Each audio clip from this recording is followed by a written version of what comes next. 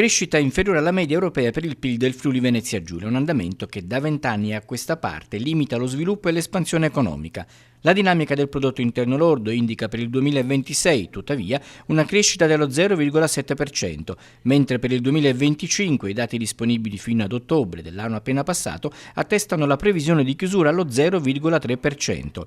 La dinamica prevista per il PIL regionale è comunque positiva. Per i consumi delle famiglie, in un clima di cautela diffusa dopo la forte inflazione, si stima un incremento dello 0,6% nel 2025, con una progressiva accelerazione a partire dall'anno successivo, più 0,9%. È evidente che la scadenza dell'utilizzo delle risorse del PNRR, prevista per la prossima estate, avrà un impatto rilevante sull'economia del Friuli Venezia Giulia.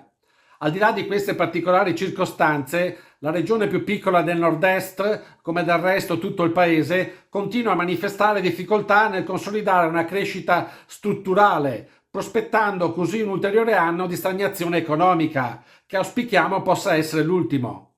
Sia chiaro, il problema non è tanto la ciclicità congiunturale, quanto l'assenza di fattori endogeni capaci di sostenere nel tempo l'espansione del PIL regionale.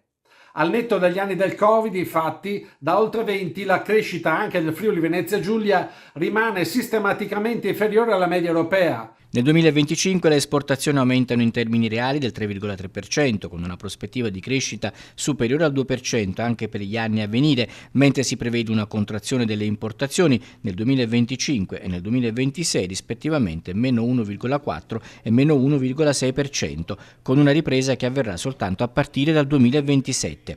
L'occupazione si mantiene su livelli elevati, con le unità di lavoro in aumento dello 0,8% nel 2025 e i tassi di occupazione di attività 15-64 anni supereranno rispettivamente il 70% e il 74% nel 2026.